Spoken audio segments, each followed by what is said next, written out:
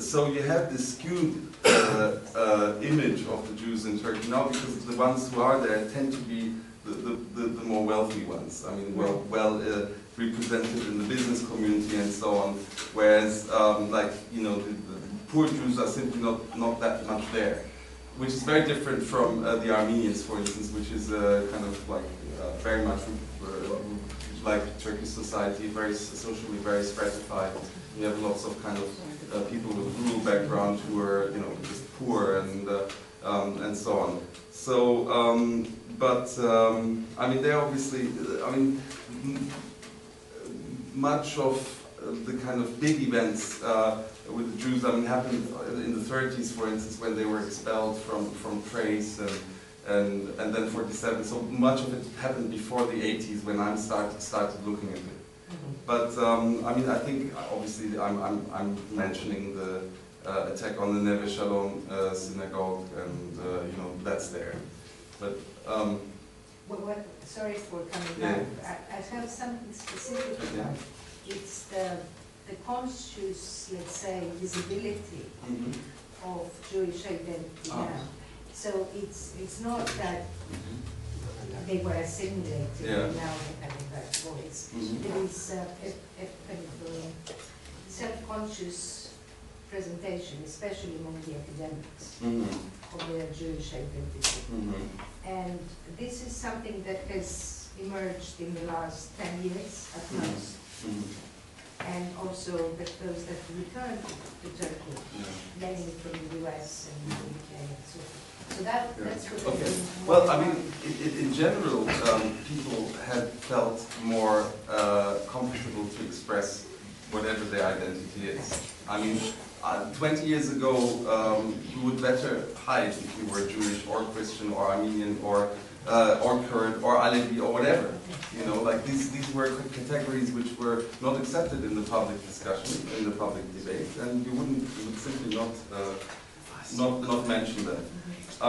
Obviously, at the moment, you also have a massive explosion of anti-Semitic kind of politics, which were not that pronounced in Turkey before, or at least they were not that visible. I mean, especially also with the new policy towards Israel and so on. Like, there's a lot. I mean, you know, the dividing line between, I think in Greece, that's also not too different. Dividing line between anti-Semitism and anti-Israeli state. And there is a clear dividing line, but it can get blurred often, and that's, I think, the case in Turkey. Whether Turkey can afford to be liberal, well,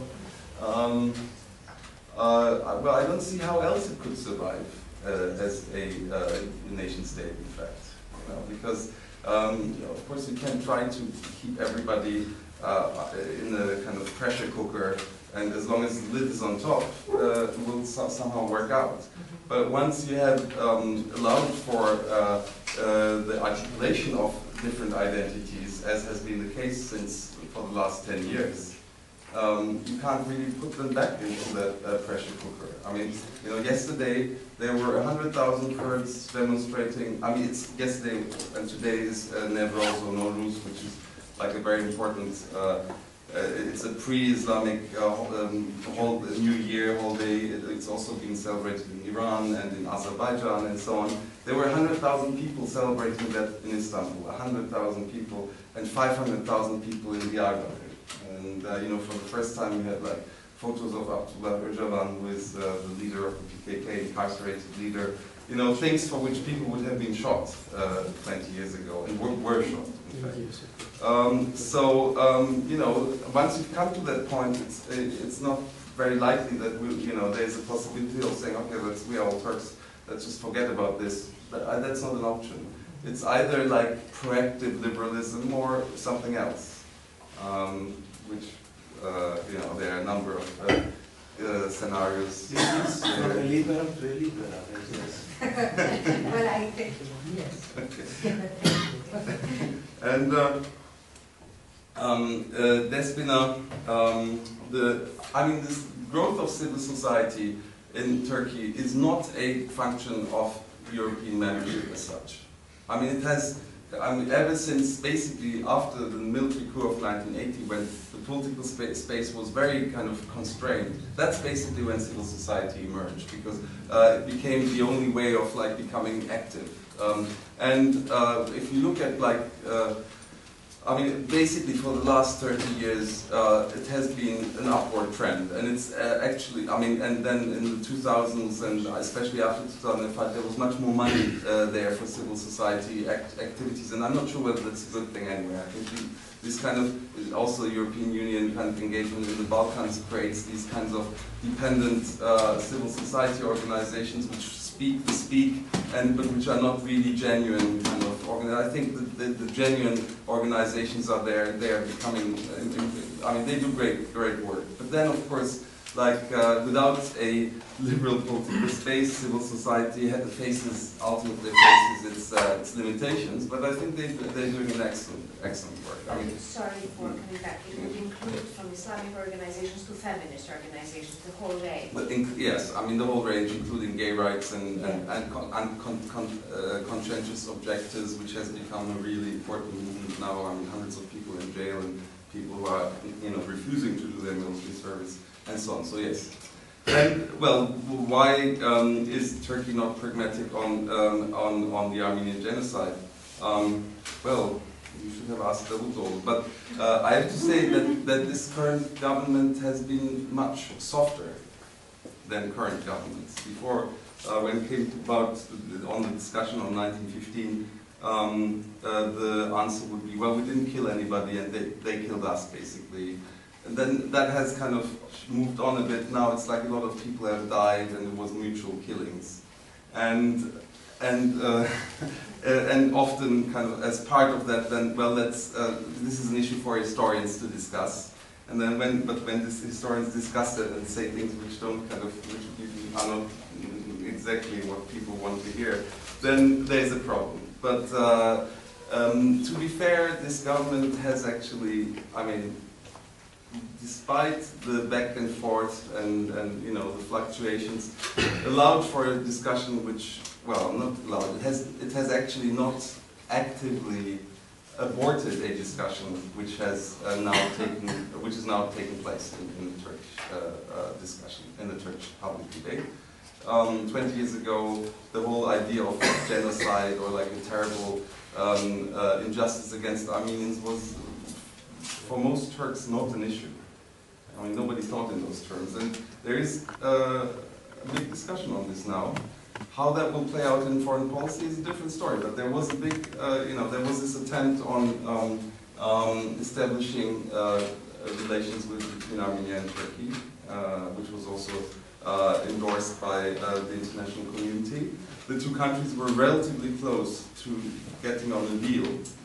And then that deal was aborted for a number of reasons, which have to do with, among others, Azerbaijan kind of stepping in again, and probably also parts within the Armenian establishment stepping in. So I think that possibility, or that opportunity was lost. There was some momentum there.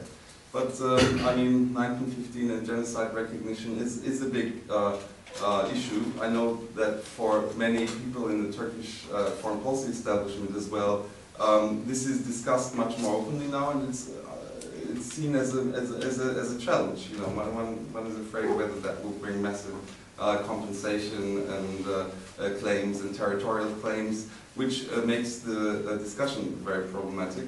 I think, I'm not so interested in state politics in this book, so I'm more interested in how people discuss about this, what kind of events were there. You'll find a lot about that in the book. There's a lot of literature, there are a lot of people, there are lots of Turks who are now rediscovering their Armenian roots, for instance. And we're thinking of probably 1.5, probably 2 million offspring of survivors. And their voices, for instance, are now emerging out of silence. So this will be my answer. We have a little more time for another cycle, maybe of 2-3 questions.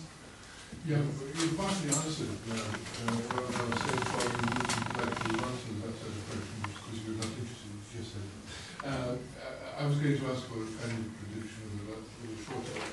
In regard to the deep state, we are in Greece, so one tends to compare inevitably. And what we have here is not the complete absence of a very shallow state. We have no state. Or we have no state, or if you like, or if It's you, not that nice. you mentioned Erdogan creating his own deep state. Well, We used to have a deep state also. oh yeah, but it's doing it under.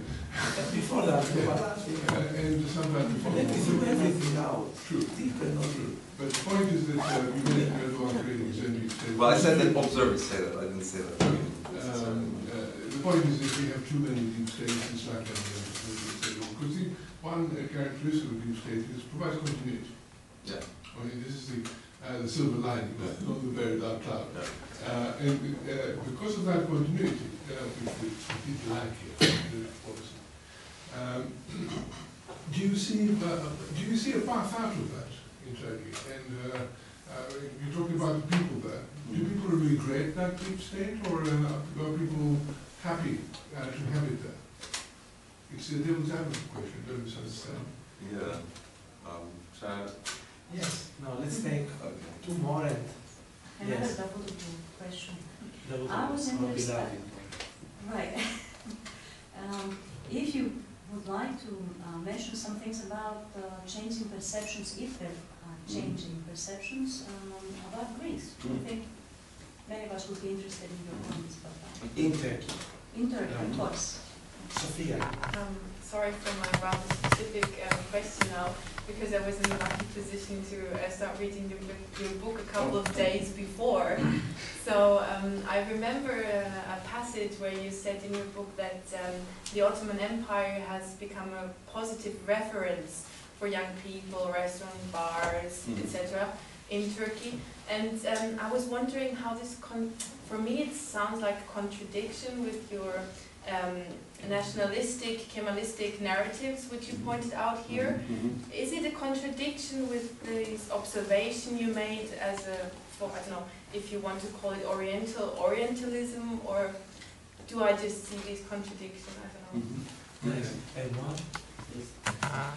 How do you comment on Turkey's angry positioning over the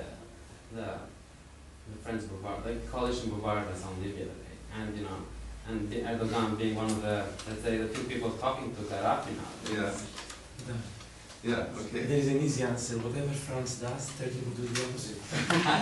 These days. Well, that's already 4 questions. Wait, because there will be that cycle and no more. Okay. Yes. Well, Yes. Hi, my name is Gregory. I have one question for you. Right now, most of the countries in the Middle East had Turkey as a secular state as an example.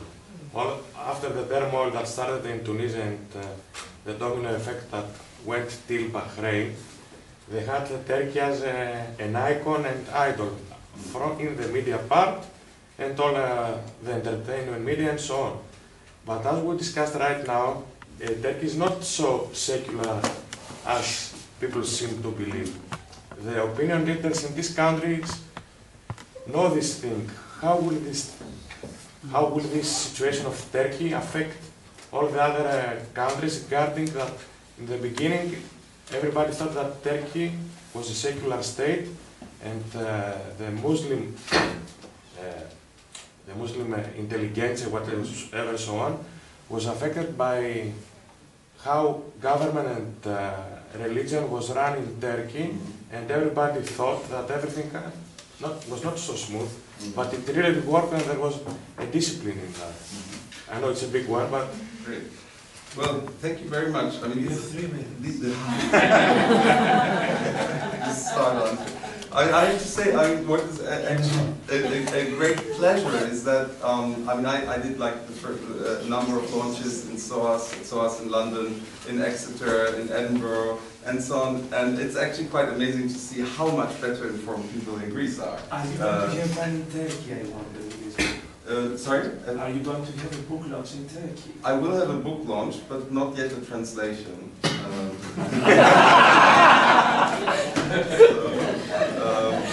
We'll see.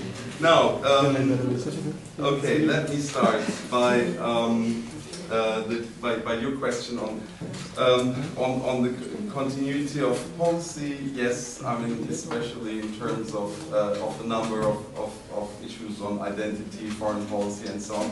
There was continuity, but continuity as such is